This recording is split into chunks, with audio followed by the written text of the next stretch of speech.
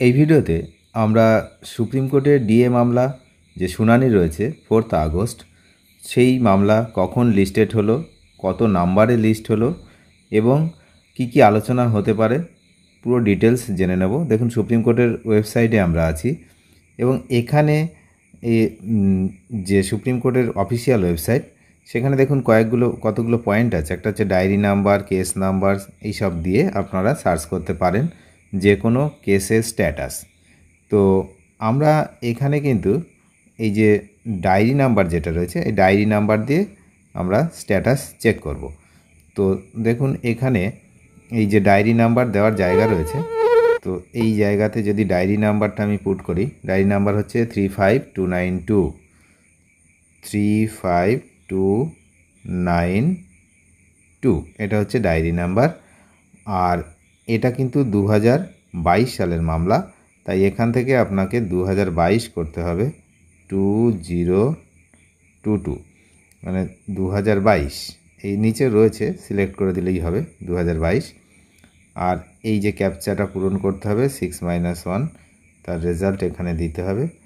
বেশ, এটা হওয়ার পরে এই যে সার্চ বাটন রয়েছে, এখানে ক্লিক করলেই কিন্তু পুরো ডিটেলস জানা যাবে। আমরা ক্লিক করে দিলাম, এই দেখুন বেরিয়ে গেছে সুপ্রিম কোর্ট অফ ইন্ডিয়া। এই হচ্ছে ডায়েরি নাম্বার, এইটা হচ্ছে the state of West Bengal আর confederation of state government employees West Bengal, pending রয়েছে এটা।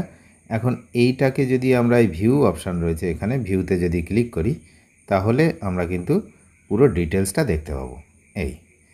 এখানে এই যে ডিটেলস, ডায়েরি নাম্বার দিয়ে ডিটেলস রয়েছে। এবং এখানে দেখুন যে মেন যে বিষয়টা এই ভিডিওর আমরা দেখব যে লিস্টেড কখন হয়েছে।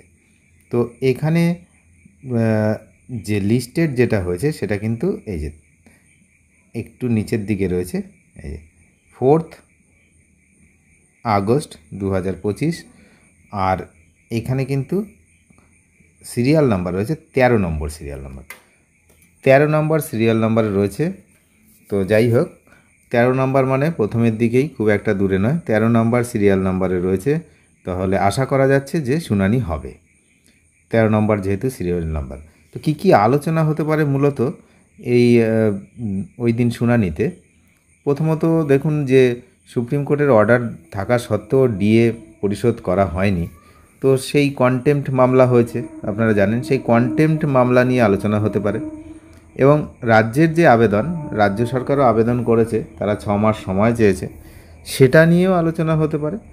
এছাড়াও সংগ্রামী যৌথ মঞ্চের যে সমস্ত দাবি দাবা রয়েছে, সেটা নিয়েও কিন্তু আলোচনা হতে পারে, মানে সেই শুনানিতে।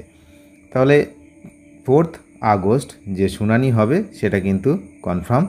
এবং সেই শুনানিতে কি কি আলোচনা হতে পারে সেটাও আমি আপনাদেরকে জানালাম। একদম সরাসরি ওয়েবসাইটে গিয়ে আপনারা দেখলেন যে বার করলাম, কোনো নিউজ চ্যানেলের খবর বা কোনো কিছুই নয়, এটা কিন্তু সরাসরি সুপ্রিম কোর্টের আপডেট, সেখান থেকেই আমি আপনাদেরকে দেখালাম। ভিডিওটি ভালো লাগলে অবশ্যই চ্যানেলটিকে সাবস্ক্রাইব করে সঙ্গে থাকবেন আর নজর রাখবেন সুপ্রিম কোর্টের দিকে। 4 আগস্ট সেই বহু চর্চিত ডিএ মামলার কি হয় সেদিকে আমরা যেমন নজর রাখছি, আপনারাও নজর রাখবেন। চ্যানেলে যদি নতুন হন অবশ্যই চ্যানেলটিকে সাবস্ক্রাইব করবেন। Thank you.